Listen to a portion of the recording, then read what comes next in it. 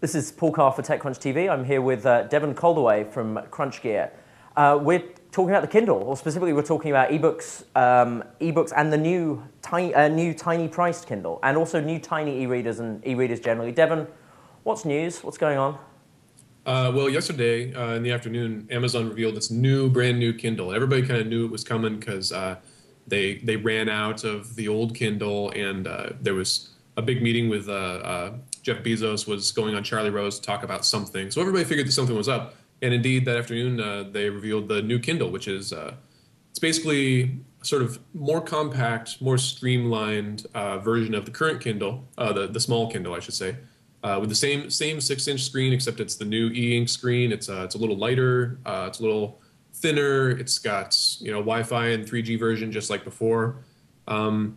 Basically, it's just a sort of update to make it sort of generally better and more streamlined. But more importantly, they reduced the price to $139 for the Wi-Fi only version. The 3G version is, I think, $189. Now, why did they reduce the? I mean, in your view, why did they reduce the price? Is this obviously they want to sell more Kindles? That goes without saying. But is this an aggressive move to take on other ebook readers, or is this about taking on books? Trying to get more people who have never had an e-reader buying e-readers, or is it both? Well, a little bit of both, because right now until a couple of weeks ago, the cheapest e-reader was around $150. Like, that was super low. And I mean, I don't know if you remember, the Kindle used to cost like $350. Yeah.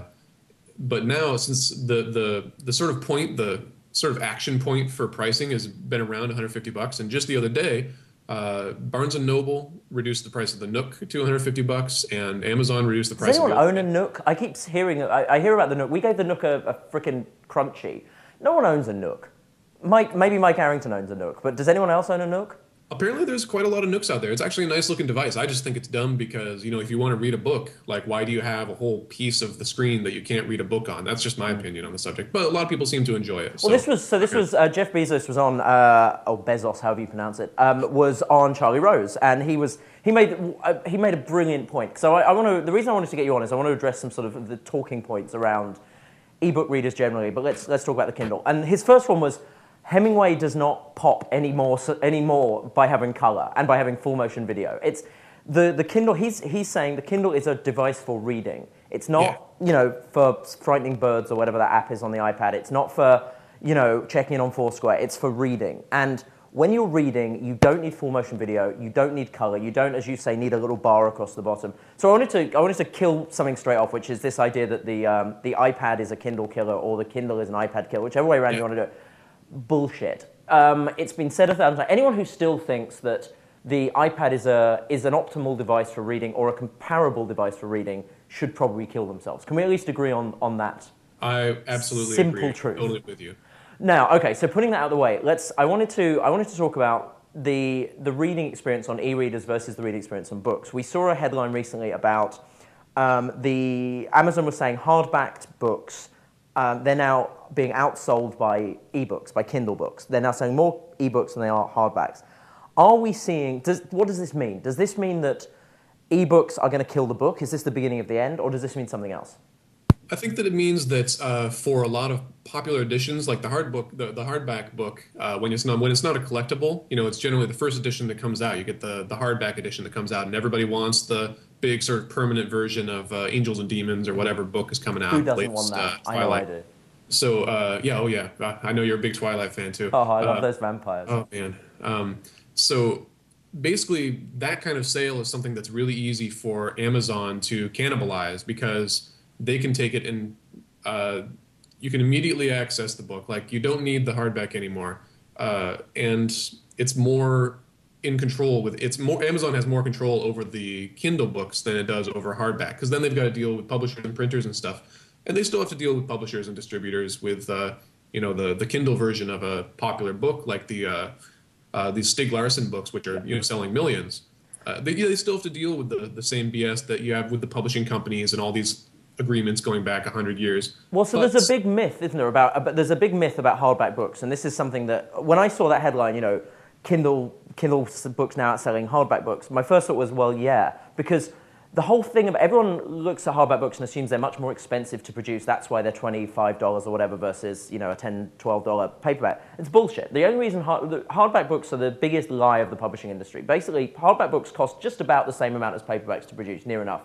What they're for is they're for people who, as you say, must have the latest Twilight book, must have the latest Dan Brown, and so are willing to pay a premium. It's about convenience and it's about delivery.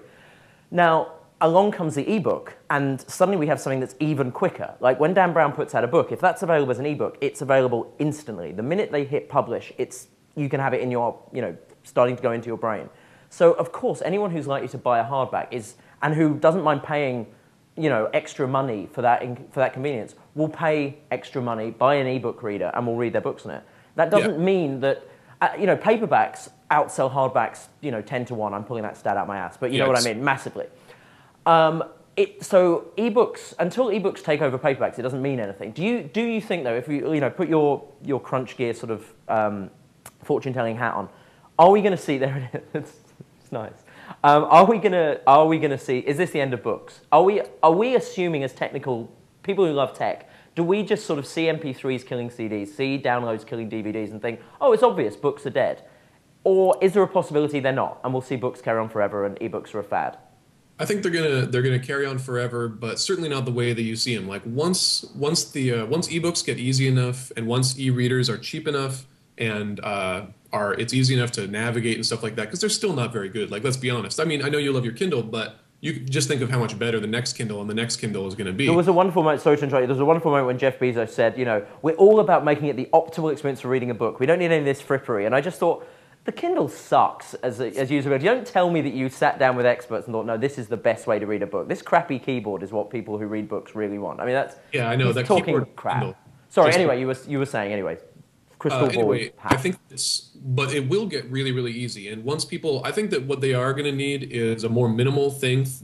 You need it thin, about the size of a paperback, and you want like a touch screen. Because there were a couple that were coming out with touch screens, but they're super expensive. Like I can't remember what it is now, but it was going to cost like $800. It was going to be big and beautiful and metal. Of course, nobody was going to buy it because what's an e-reader that costs $800? My God! But once they get something like that down to around $100. And you can navigate, you can do some really basic sort of web browsing on it because some people are going to want that. Just like some basic navigating to books and reading books and stuff. And then you can sell it as a impulse buy at the grocery store or at the bookstore or whatever. And it's not going to be a big piece of electronics. It's going to be, instead of buying, a stack of paperbacks, you're going to buy this. And then you're going to buy the paperbacks on that because it's just as good, and the reading experience will be just as good. So I think. Do you think that will kill books? Do you think you think at that point we will start to see paperback sales going the way of CDs, where they're nice to have, and if you like the artwork, you'll buy them and they're collectible. But for day to day, paperback is dead. Well, but what's collectible? Here's one of the things: like, what's collectible about a dumbass paperback right now? It's just a bunch of words. It's some cheap covers and stuff. Like, I collect books that are beautiful and old, because they're actual collector's items. And I want to read my, Dickens in this nice old, leather-bound thing. But I don't know. I disagree with that point. Anyone who's seen the old sort of 1960s, covers to sort of some of those Fahrenheit 451 and whatever else, you'll just give it 20 years and every paperback cover is collectible. I mean, there's some amazing cover art. I mean, there's some terrible ones though. But that is true. I'm talking like Dan Brown is, by the way, responsible for many of them.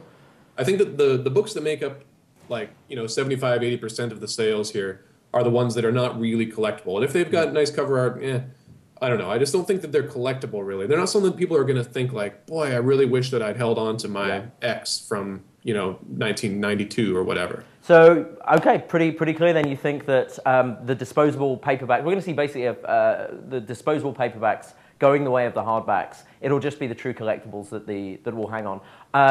Devin Coldewey, thank you very much. Thank you.